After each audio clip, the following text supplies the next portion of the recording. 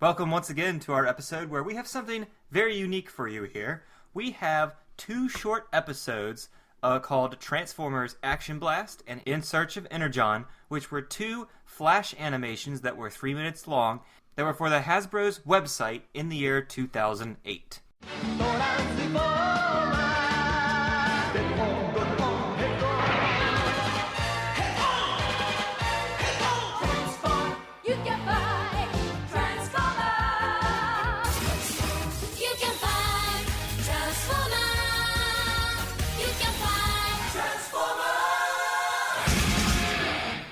What is it, Sparkcast? Alright, so here we go. And for your hosts, I'm Sean. Thomas. Sammy. And together we are... The Sparkcast. We'll get better. If you go to YouTube and just type in Transformers Action Blast, you can find this and watch this before it's 3 minutes out of your time, and you can understand just what we're going to be talking about and what we're confused about. Oh, also look for Transformers In Search of Energon is the second and final episode of this short-lived series.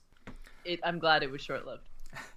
Well, the first episode is basically an origin of the Transformers, which is very similar to how we saw in episode 1 how the Transformers had a war and got to Earth. But Episode 1 of G2? Of G1. Okay. So, I mean, it could be of G2. It's the same episode. There was already a big difference in how the war started. They basically said the Autobots and the Decepticons were at war, and then a leader rose through the ranks called Megatron. I'm like, wait, what? And it's like Megatron didn't start the war. He was now one of the leaders, the later leaders of the movement. Yeah, that was one of the first things that caught my attention, and I never really thought about that. So I wanted to ask, is that something that... In my fan fiction.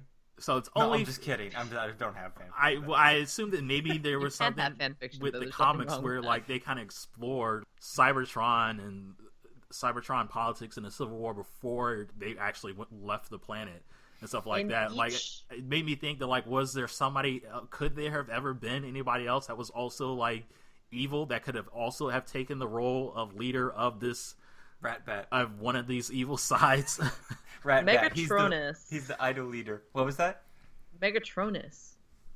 Who That's hell- the only one that could have been, but he still wasn't technically... What about the Fallen? What series?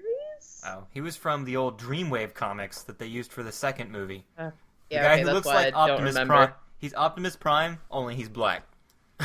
and light glows out of his mask like he's powered by the sun or something, or coal, or I don't know. It was some flashback thing that miniseries. I don't know. The Dreamwave is kind of a blur. Those comic books. It really is. But anyway, we're back to this animation. Yeah, I mean, it didn't seem like it was that big of a deal for them to say that. It was an interesting thing. I mean, I assumed that there was probably, like, Megatron didn't start the Civil War. Maybe he did, or whatever. I mean, to me, it's actually kind of weird because pretty much everything has been, the people who started it has been Megatron and Optimus. Like, they're the ones who started the Autobots and Decepticons. Maybe the war's been going on before that, but definitely not the factions. At least in Optimus's case, he was always just a regular guy that became a leader as the war was already going on. Yeah, it's true, because Orion Pax. Like, Orion Pax turns into Optimus. Yeah, even in the video games I just played before, it's like, hey, you're the leader now. And it's just like, okay. Just jumps you right there as he's the leader for the first time. Huh.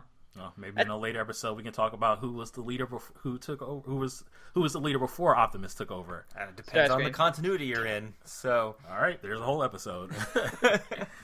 Cybertron, our home. For a time, peace reigned supreme. But like any civilization, the halls of power soon grew darkened with greed, malice, and corruption. Those who sought freedom were oppressed, and in time, our kind was split in two. The heroic Autobots and the warlike Decepticons, bent on controlling our life-sustaining resource, Energon. As our power source, Energon, faded, so did our chance for peace, giving rise to conflict, war, and death. Forged in the fires of battle, a Decepticon leader soon arose. A twisted mind with a twisted vision. Autobots would learn to tremble at the very mention of his name, Megatron. But where there are shadows, there is also light. And with the discovery of an ancient relic known only as the Matrix, I became the newest in a line of Autobot leaders, the hope that keeps our kind alive. I am Optimus Prime. In our endless search for Energon, the Autobots took to the stars. As always, the Decepticons were never far behind. The chase raged on throughout the galaxy.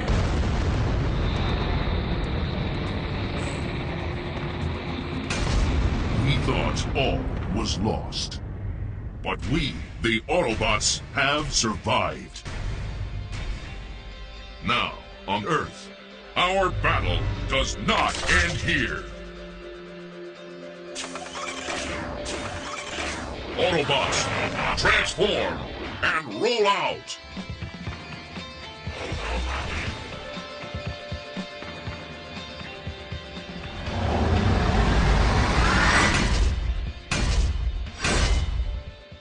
I have so many problems with this. I didn't even, like, you guys were talking about, like, all the origins of the words that they were saying, but I was sitting here the whole time being like, why does this voice acting sound awful? No, I'm right there with you, Sammy. I had the same immediate reaction. And for the fact, also, you know what? Maybe it would have been better if it was the narrator, but because it ended it with, but this is the story of Optimus Prime, me, and I'm just like, whatever. And I'm like... I was like, okay, this voice sounds kind of whatever. I don't really like it, but okay, that's fine for the narrator. But then it's like, oh, no, this voice is the voice of Optimus. That doesn't sound like an Optimus-type character at all. No. What's funny is when he actually said, I am Optimus Prime, that actually was the only good line narrated throughout that, I thought. I was like, this actually sounds good now. And then like, before that, it had a little bit of emotion compared to everything else, sure, but I think my favorite line out of that was when he was like, and death! And I'm like, oh, God. Why are you so happy? Or just say it like not like I don't know, some remorse in your voice. Not, yeah, man, there's a lot of death going on. Yeah. As soon as I heard death, I was like, this is a kid's show. You can't use the word death. What is wrong with you? That was my immediate reaction because I grew up, in the 80s, never hearing what the word death was. I had no idea that concept didn't even exist because I didn't know the word. Then the only other weird thing that kind of just caught my attention was, I guess, going along with, like, they're kind of changing around the origin story. They make it to Earth, which just seems like modern-day Earth, because their ships crash and they fly over cars, and civilization's already here. Like, they didn't crash millions of years before. Oh, yeah, that's right. They didn't sleep. That's true. But here's another thing. So, on this show, we've had apathetic Optimus Prime in multiple occasions. We've also had some pretty nihilistic views. This is nihilistic Optimus Prime. The opening narration says, like all civilizations, it eventually became corrupted. I was like, holy what nihilistic view do you have that you say everything will always end and be corrupted by evil because that is just what always happens to anything in the world? I mean, he's not wrong. I heard that and I just immediately just went past that. I was like, I'm not going to have that conversation with Optimus. I'm not going to have it with the robot. No. But yeah, I mean, it was a short. I mean, there wasn't really much to say outside of that. I mean, it kind of does its own thing. I don't know. I want to point out just one more thing. That was the laziest transformation I've ever seen in a thing. I think their arms just slid inside their bodies, and then suddenly they were cars. Yeah, you know what? Yeah. Yes, I forgot. Yeah, I forgot. So when he was transforming, the way that everything is animating, it reminds me of Aqua Teen Hunger Force, like the old Adult Swim show where we'd have bad special effects and bad animation, and that's the joke. But remember, this is a Flash animation. Aqua Teen Hunger Force was also Flash. But was it for kids? This is for kids. Also, this is MLP... for HasbroKids.com. So... There are so many. My Little Pony was also Flash, and that looks great. Aqua Teen Hunger Force looks great. This is like a Newgrounds short from 2000. When you said 2008, I was like... Oh, this came out in 2008? Is that what you said? Yes, 2008. Aqua Teen, like, that was older than that, I believe. Yeah, but that was... Oh, yeah. Okay, so the same company. We're just so upset. The same company that made this made 2 My Little Pony Flash animations for the same site, wow, really? as well as some Flash G.I. Joe games for the internet and mobile phone around the same year. But they also did a CG G.I. Joe called HISS, which used the characters from the movie, from what I saw from the first episode, but in a CG form.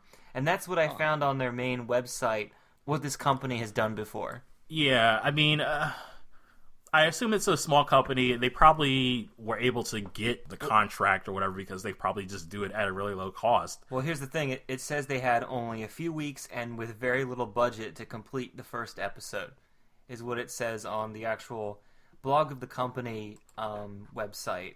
I mean, That would yeah. make sense.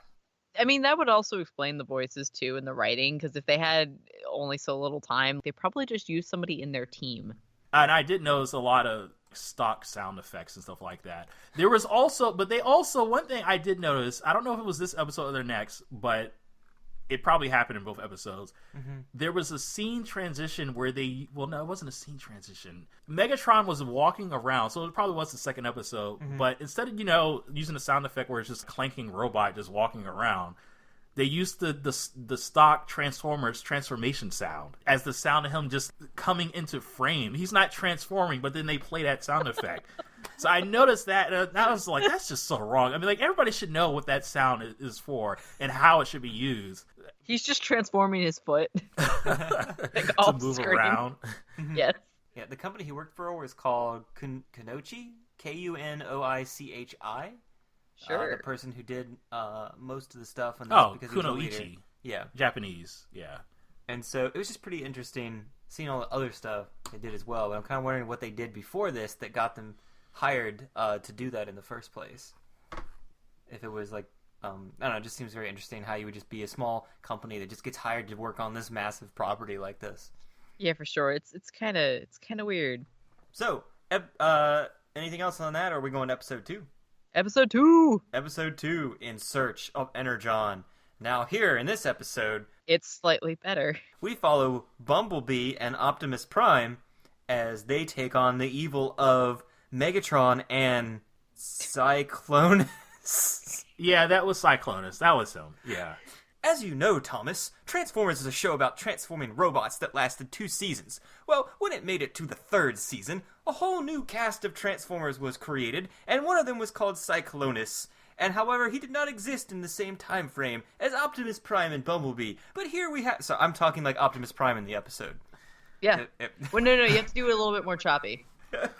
You have to sound like a robot when you're doing this, but also sound very excited. And then, throw in a couple of death lines, too. And then I got to end with...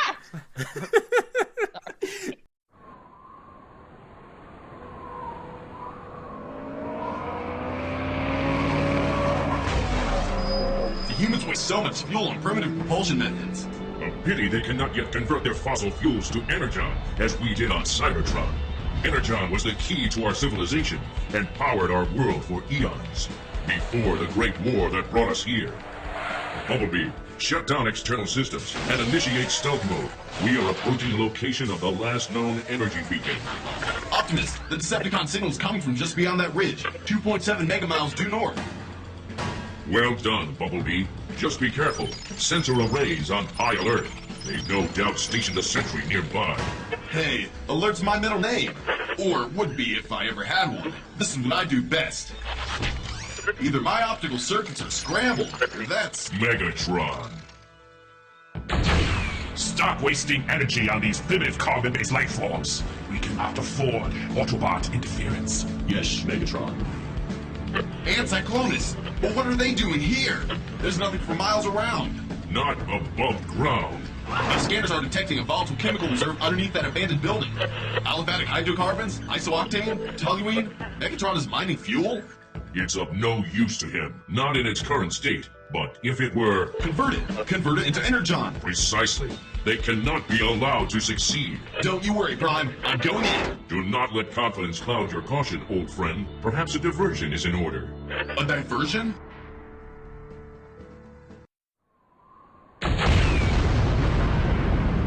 My liege, extinguish those flames beams before they spread to the fuel reserves. Yes, mighty Megatron. Sound check. Sounds like you're a little flat. Always look before you leap. Better turn it up, pal. This is my all-time #1 hit. Can it, Scrappy? I'm going to shut you up once and for all. Your confidence clouds your caution. One down. And one to go. Give it up, Autobots. Once again, I am 2 steps ahead. We have already mined massive amounts of energon from this Spock-forsaken planet. Good. You're going to need it.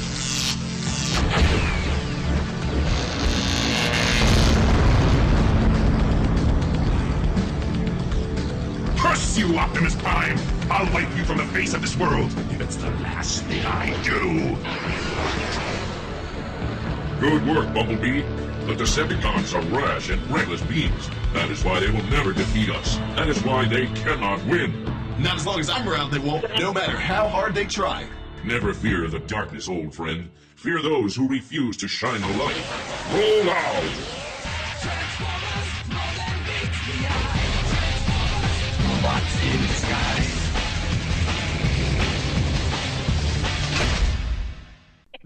But you got to end on something positive, like, but that was the light. We must be the light, Bumblebee. The light that shines above all the Transformers to light them into a darkened room. I can't think of anything right now. Yeah. I was about to say darkened room, but... Yeah, they are, like, mixing characters and stuff. But, yeah, I mean, this Bumblebee is also not the normal Bumblebee. This is the yellow Camaro Bumblebee. Well, here's the thing that's weird. It started with Optimus Prime, who already looks completely different from the last episode. In the first episode, Bumblebee looked like a construction worker bot, whereas in this one, he looks kind of similar to how I'm used to seeing him in a mix between, I think, the comics and the original is what he looked like. Yeah. And then we go to Cyclonus, who does not look any different at all. He looks exactly the same, yet when they show his close-up, he is incredibly detailed. And I'm like, that looks awesome. They spend all their budget on that frame. And I'm just like, so, because Cyclonus is like probably my second or third favorite. Have they used them in any other like Decepticon Transformers series or anything like that? Cyclonus? Yeah. He's a huge deal in the IDW comics. Does he have the same design in the comics? Yeah. Yeah, he's also gay with tailgate.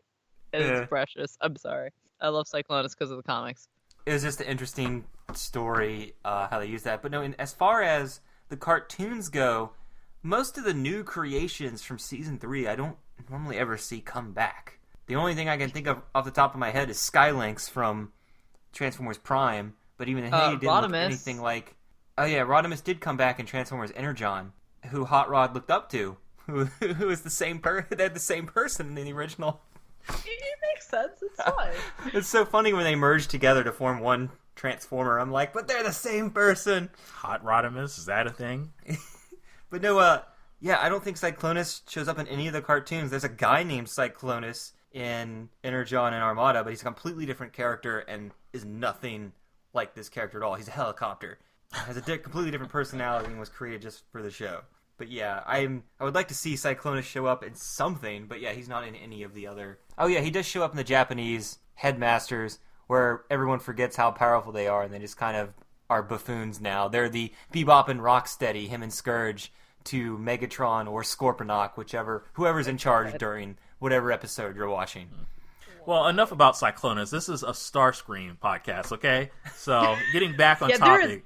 Excuse me, there has been no Starscream for the past two things. We had a little bit of Star. But according to episode 1, the Autobots were led by Bumblebee, and the Decepticons were led by Starscream, because that's what the animation zoomed in on from both sides before they showed that Optimus and Megatron were the leaders later during the battles. Yeah.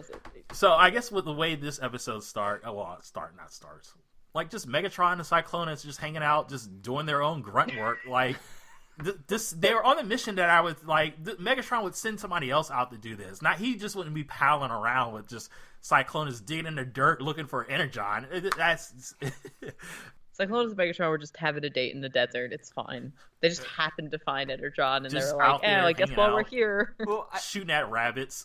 I like how Optimus was, oh my god, he was like, oh, these humans don't know how to convert oil into energon. As soon as they're there, they're like, oh, he's got oil. Oh my god, what if he transforms this into energon? I'm like, you just said that.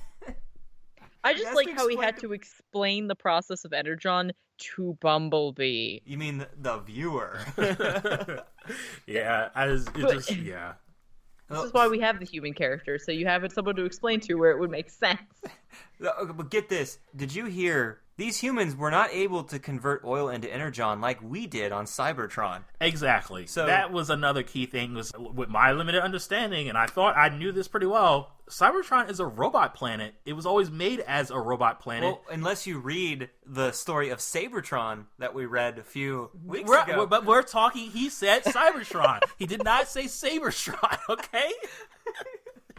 You know, it's a robot planet. There's no organic material. Unless... Okay, but hold up. In G1, in the original shows, though, it does show them converting Earth's resources into energon. So they've had to have figured out some way to convert other things to energon at some point. Like, that's not new.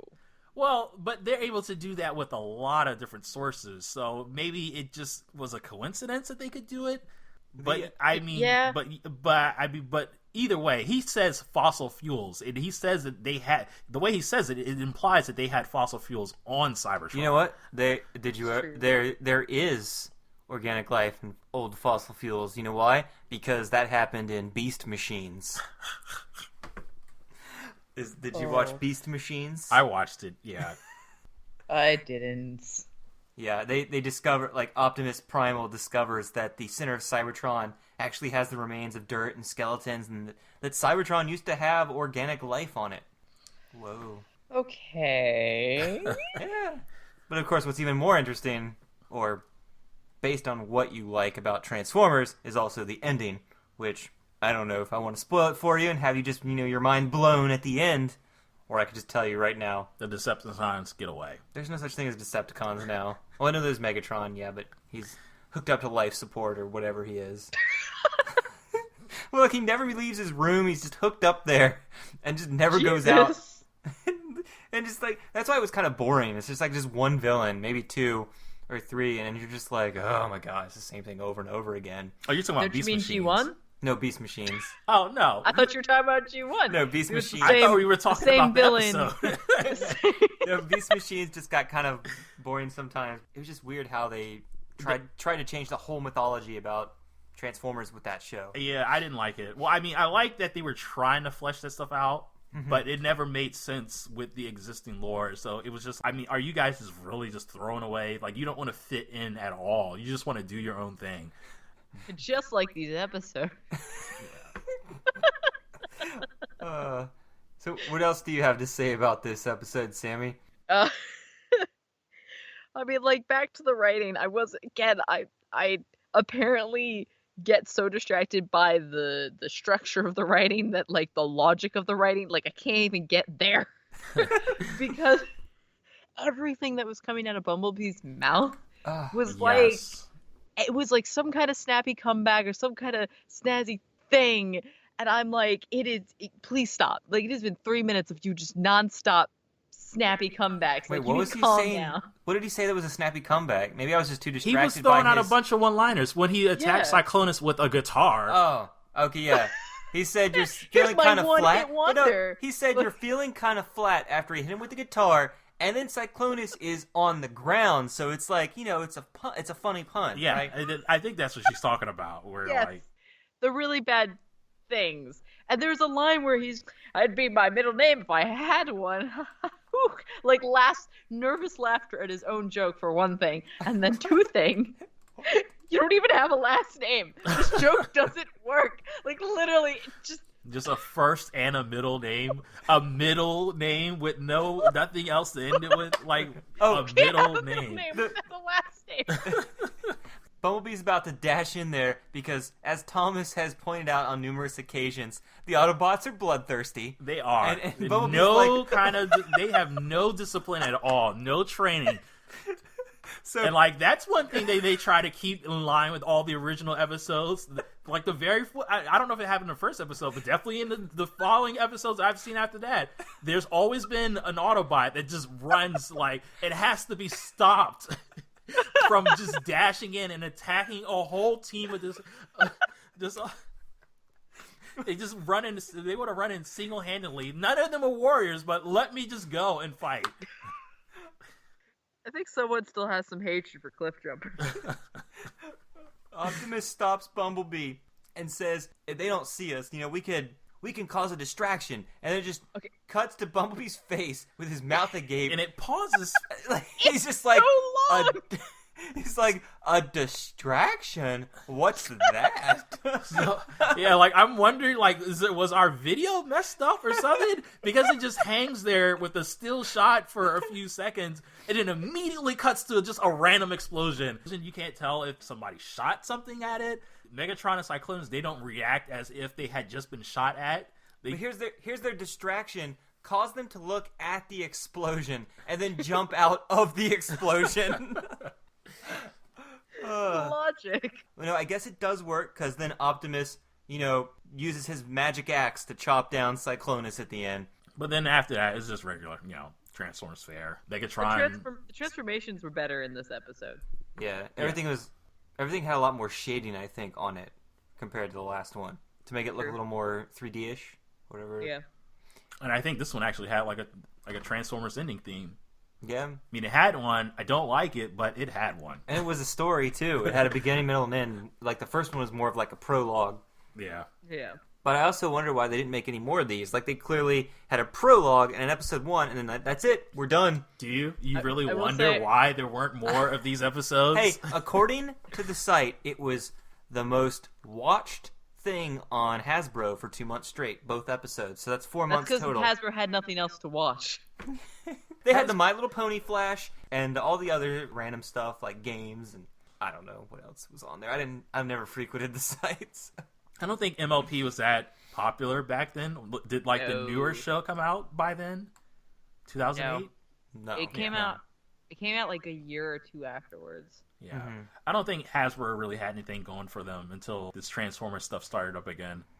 I also like how I remember Optimus was like, this was in the prologue. He goes, then we found the Matrix. I'm like, where? It's just like, and then I guess it chose me as leader. It's not really explained. It just says I'm Optimus Prime and I found a Matrix. So you're just kind of like, guess. But yeah, he did imply it was kind of like happenstance. Like they were losing, but then all of a sudden the Matrix stepped in.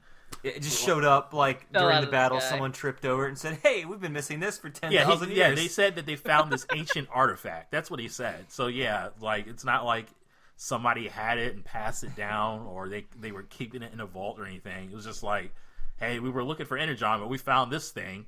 I think it could have, if you wanted to do a web series for kids, this probably could have been something that could have lasted a while, but then maybe they just didn't have the budget to hire something just for the internet like that. I mean, certainly not back then.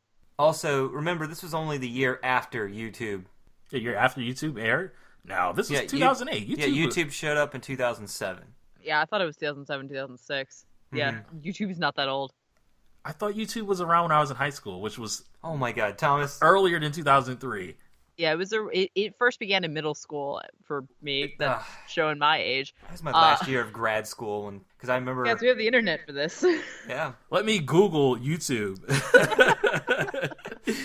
So I'm just wondering how much data people were able to put on websites like that. 2005. Oh, damn, I guess I didn't discover it till 2006. 7. I know I saw it at some point and started making little things, and tried to make my own first video and back then, and they're all awful. I'll have to show them to you later. Well, I guess if that makes sense, because the early YouTube days, there were video limits. They wouldn't let you upload a video longer than, I think at first it was maybe like 5 or 6 minutes, but then it went up to 10 minutes. Yeah, but this is Hasbro, so it would have been on their site directly. The guy that worked on these on his blog had all the links hosted, and they were all from YouTube. So does anyone want to come up with a BS continuity explanation for why Cyclonus is there? No? Alright. Magic. No, it's okay. This isn't actually going to be in the continuity of anything, so I just thought it'd be fun to watch something that's inspired by G1, even though it was almost its own thing, but didn't really last that long. I really want to just say that this is just a fan edit kind of thing, but I mean, Hasbro paid for it, so.